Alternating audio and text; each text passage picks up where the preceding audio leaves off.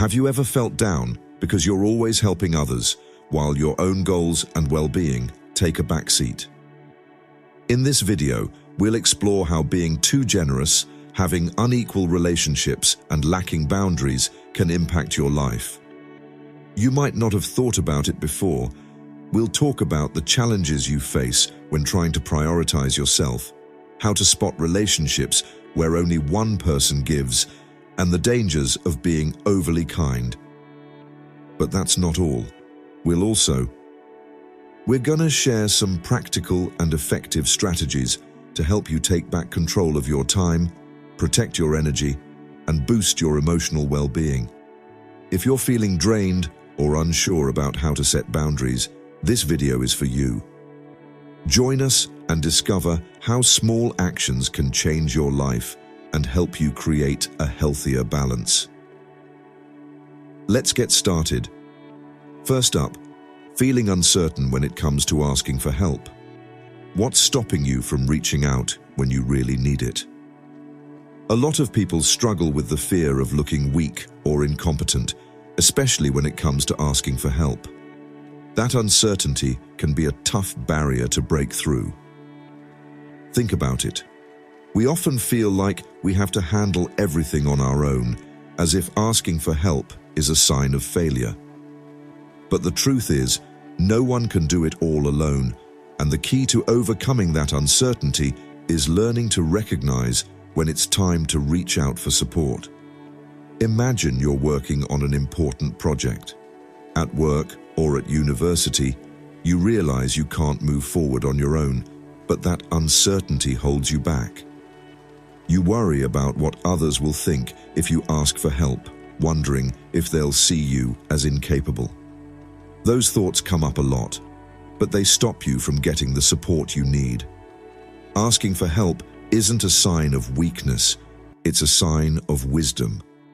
It lets you tap into the knowledge and skills of others, which ultimately makes you stronger. Great leaders, creators, and thinkers throughout history understood that asking for support doesn't diminish them. It actually makes them smarter in their approach. Now, let me ask you this.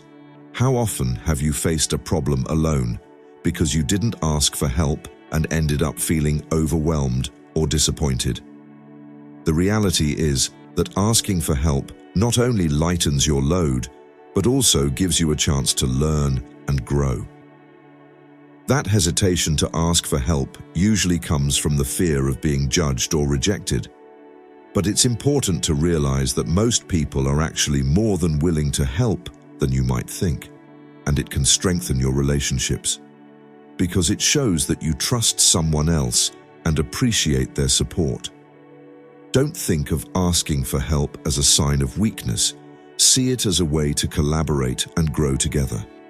This way, you won't feel like you have to handle everything on your own. Music. Think about what the worst thing that could happen is if you ask for help. Most of the time, the answer will be positive, and you'll be surprised at how much easier things get once you get that support. Once you break through that barrier of uncertainty, you'll be able to move forward. Go forward with more confidence.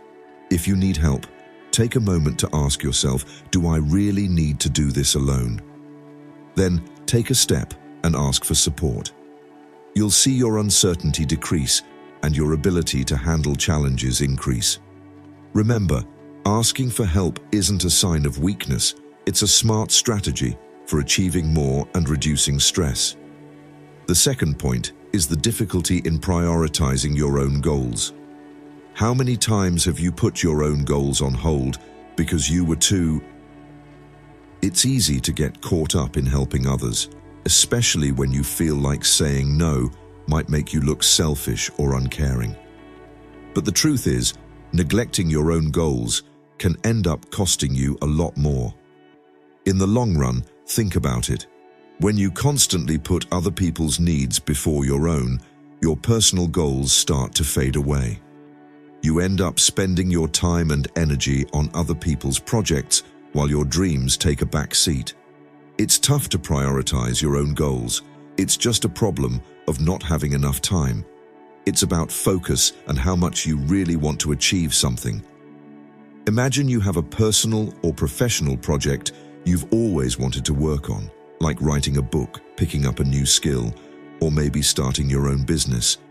But there's always something pulling you away, like helping a colleague or getting involved in projects that aren't yours.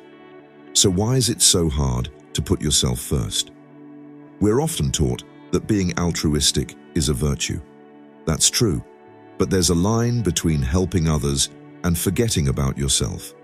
If you never make time for your own goals, you're likely to feel out of whack. Prioritizing your own goals doesn't mean you stop helping others. It just means you need to learn to set boundaries. It's about carving out time and energy for what's important to you. Goals that motivate you and give you a sense of fulfillment. After all, if you don't work on your own dreams, who will? Who's going to do it for you? Now let me ask you something. How many times have you put your own projects on the back burner just to meet other people's needs? And more importantly, how did that make you feel? If you're feeling disappointed or burnt out, that's a sign it's time for a change. Prioritizing your own goals is an act of self-care and self-respect. Remember, you need to be there for yourself too. Learn to say no when you need to, and understand that by taking care of your own goals, it also gets more effective when you decide to help others. Next time you face something, music, think about what I want to achieve. If the answer is no, maybe it's time to rethink your priorities. Remember, your dreams matter too.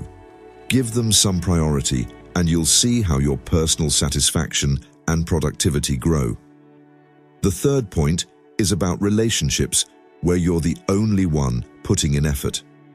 Have you ever felt like you're the only one investing in a relationship while the other person is just taking? No matter if it's personal or professional, one-sided relationships can be emotionally draining and frustrating. Think about it. Healthy relationships are built on reciprocity and balance, where both sides support each other. But often, you find yourself being the one who always listens, helps, or puts in the effort, while the other person doesn't seem to want to do the same for you. Relationships where only one person gives can lead to feelings of resentment and even make you doubt yourself. Imagine that in your friend group, you're always the one who organizes get-togethers, listens to everyone's problems, and offers help when needed. But what happens when you need support? Suddenly, those same people are nowhere to be found. This kind of dynamic can make you feel like you're only valued for what you can do, not for who you are. The issue with these relationships is that over time, they can really drain you emotionally. You realize that while you're always there for others, they're not there for you. You know what's even worse? You might start to see this behavior as normal, thinking you deserve to be treated like that. But that's not true at all. So, how do you change the situation? The first step is to recognize that you deserve balanced relationships where support and care go both ways. It's not about demanding an exact return for what you give, but about setting healthy boundaries to avoid feeling drained. Let me ask you, how many times have you felt exhausted in your relationships? Because you've always been the one giving, if that happens a lot, maybe it's time to reevaluate those relationships and see if they're bringing you anything positive. Setting boundaries doesn't necessarily mean cutting ties right away, but it does mean clearly expressing your needs. If you've always been the giver, others might have gotten used to it.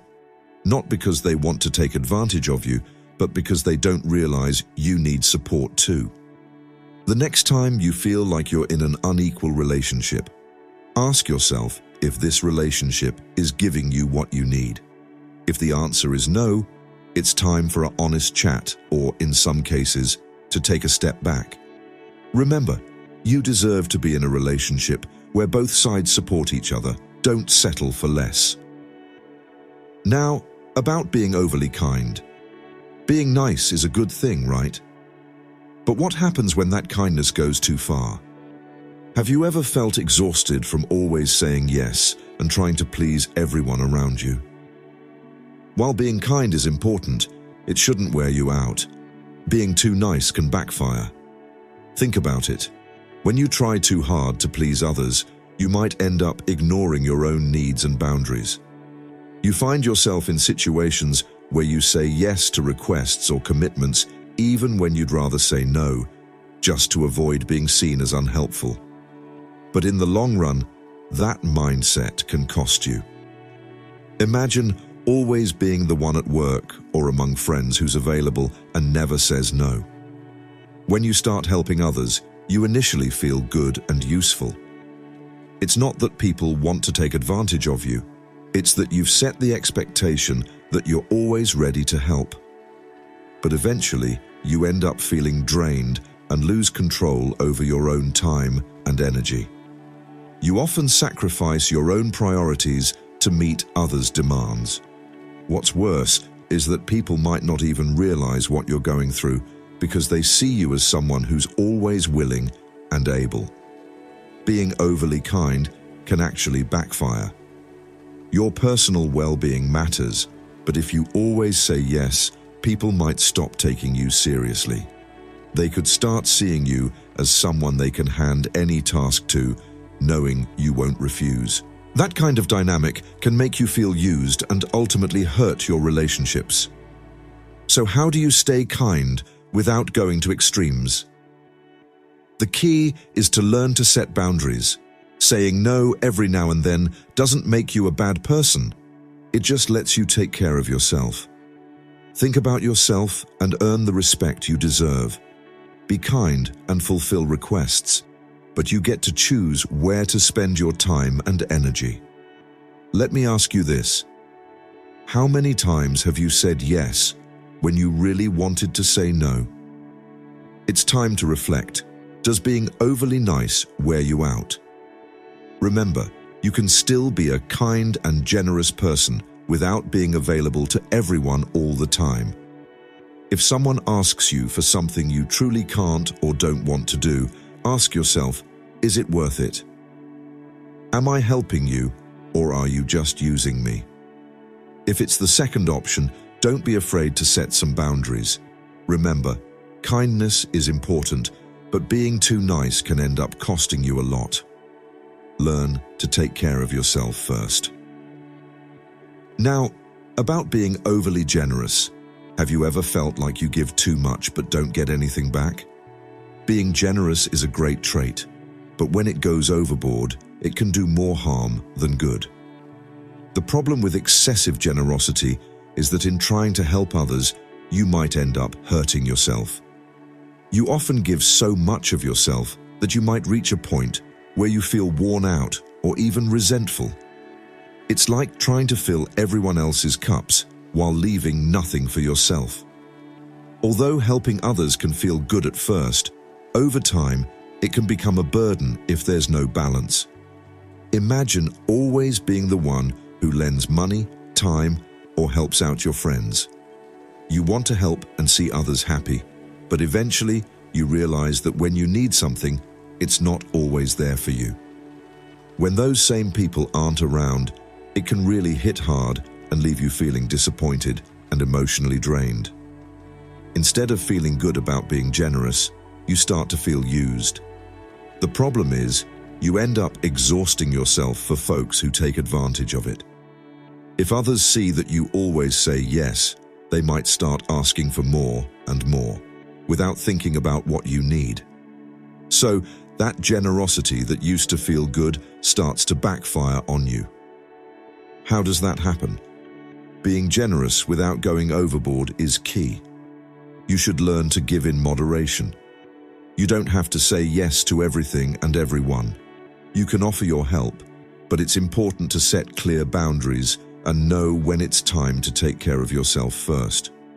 So, let me ask you, how many times have you given more than you really could and ended up feeling drained? Check your generosity and make sure you're not sacrificing yourself to give more than you can. Ask yourself if this is actually benefiting you in the long run or if it's just draining you. It drains me, you know? When you're always giving without getting any support or recognition, it's time to make a change. Remember, generosity is a great quality, but being overly generous can leave you with no emotional or physical resources. Set boundaries and learn to say no when you need to protect your well-being. And the sixth point, the influence of your environment. Have you ever thought about how the people and surroundings around you affect your behavior and decisions? The truth is, your environment has a huge impact. The influence on us can be both positive and negative, and we often underestimate its impact on our emotions, habits, and overall well-being. Think about it. If you're surrounded by people who are always asking for help but never offer any support in return, you're likely to end up feeling drained and used. On the flip side, if your circle is made up of those who respect your boundaries, it'll be much easier for you to maintain emotional balance and feel satisfied. Imagine working in a team where that's the case. A stressful atmosphere where others don't respect your personal time and expect you to do more than you can lead to disappointment and burnout. If you're in an environment that encourages mutual support and respect, you feel more motivated, valued, and capable of handling your responsibilities without feeling overwhelmed.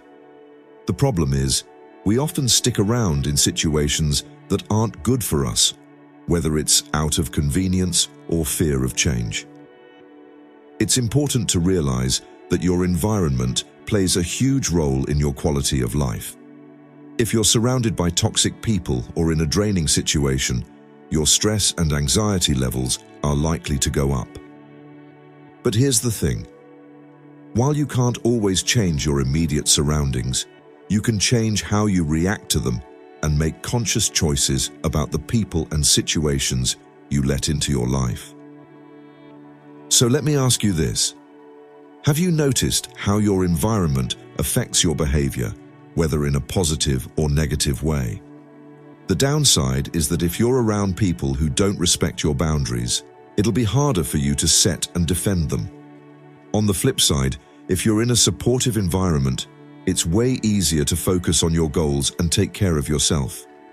The key is to realize how your surroundings affect you and when it's necessary to make changes that help you surround yourself with people and situations that benefit you instead of harm you. You might not always be able to physically leave a toxic environment, but you can set boundaries. Set boundaries and learn to say no to protect yourself the next time you feel overwhelmed or drained. Take a moment to analyze whether your environment is helping or hurting your well-being. If you realize that your surroundings are negatively impacting your life, it's time to make some changes. Limit the time you spend with certain people or find ways to surround yourself with positive support. Remember, your environment has a big influence on you, but you also have the power to choose. Also, value your personal time. Have you noticed how easy it is to just say yes to everything? In the end, we end up sacrificing our personal time, which is one of the most valuable resources we have. We often put it on the back burner to meet other people's expectations. Think about the power of delegation. Every time you take on an extra task that you don't really need to do, you're giving up time you could spend on yourself, whether it's for resting, reflecting, or just enjoying life. It's important to have personal time for your emotional and mental well-being, but the fear of not keeping up makes us take on more responsibilities than we can handle. Picture this. At work, you're constantly taking on more tasks than necessary or trying to do everything by yourself at home, thinking you're showing your commitment or ensuring things get done right. But in the end, you just end up overwhelmed and exhausted. It feels like you never have any time for yourself. And that's where learning to delegate becomes really important. Delegating isn't a sign of weakness or lack of ability. It's actually a powerful tool for optimizing your time and effort. By passing tasks off to others, whether at work or at home, you free up your own time. Plus, when you trust others with tasks, you help them grow and take on more responsibility. The value of personal time isn't just about having free minutes, it's about being mindful of how you spend them. Using your personal time, whether it's for relaxation, working on personal projects, or just recharging your energy, is super important for maintaining a healthy balance. If you never set boundaries or prioritize your tasks, your time will always be interrupted by outside demands. So let me ask you this. How many times have you put off something important for yourself because you were too busy with other people's stuff? How often have you felt drained trying to handle everything on your own instead of delegating? It might be time to rethink how you value your personal time. Are you using delegation to improve your life? Delegating not only makes you more efficient, but also gives you the freedom to focus on what really matters. Learn to trust that others can handle tasks just as well as you can, and that not everything has to rely on you. If you feel like your personal time is getting eaten up by countless tasks, ask yourself, do I really need to do this myself? If the answer is no, find a way to delegate the task and make sure to protect your personal time. Remember, it's important. Your personal time is valuable, and being able to delegate is a skill that lets you use that time without overloading yourself with responsibilities. Now that we've looked at how insecurity, unequal relationships, and lack of boundaries can affect your well-being, it's time to take action. It's not enough to just recognize the problems. You need to put specific strategies in place that will help you protect your time, energy, and emotional health. Here are some key strategies to help you regain control and live your life. Living a more balanced life means learning to share responsibilities. One of the biggest issues we face is the feeling that we have to carry all the weight on our shoulders, whether it's at work, home, or in personal projects. We often think that the only way to ensure a good outcome is to do everything ourselves. But this mindset is not only exhausting, it's also unsustainable. That's why sharing responsibilities is such an important tool. The tendency to take everything on ourselves can be tied to perfectionism and a lack of trust in others. Delegating and sharing responsibilities isn't a sign of weakness. It's actually a show of leadership and awareness. When you share tasks, you're showing that you trust the abilities of those around you, which promotes teamwork and growth. Plus, by freeing up your mental and emotional space, you can focus on the more important tasks or those that really need your personal attention. If you try to handle everything on your own, you risk making mistakes. Feeling overwhelmed while distributing tasks not only lightens your load, but also gives others a chance to shine. The key is figuring out which tasks you can hand off to others and which ones need your personal touch. Next time you're feeling swamped, ask yourself, do I really need to do this myself, or is there someone else who can handle it just as well? Learning to delegate not only frees you up, but also strengthens your team and boosts the overall dynamic. Strategy 2. Learn to confidently say no. Saying yes to everything might seem like a good way to please others and avoid conflicts, but over time, it leads to burnout. The ability to say no confidently is one of the most important skills to develop for protecting your well-being. However, many people shy away from saying no out of fear of disappointing someone or being misunderstood. This fear often stems from a strong need for approval or the mistaken belief that saying no is selfish. In reality, saying no is. Taking care of yourself and respecting your boundaries is key. You can't do everything, and you shouldn't feel like you have to. By saying no to some things, you give yourself the chance to prioritize what really matters to you and manage your time and energy better. Remember, there are always polite and respectful ways to decline a request without jeopardizing your relationship with the other person. Saying no is also a way to teach others to respect your boundaries. If you always say yes, people might start to think you're always available. It can lead to people putting responsibilities on you that you shouldn't take on. By setting clear boundaries, you make it clear that your time and energy are valuable, and this encourages more respect from those around you. Next time someone asks you for something you can't or don't want to do, take a moment to think before you respond. Ask yourself if saying yes to this request is really the best choice for you. If the answer is no, say it confidently, knowing that you're putting your well-being first without feeling guilty.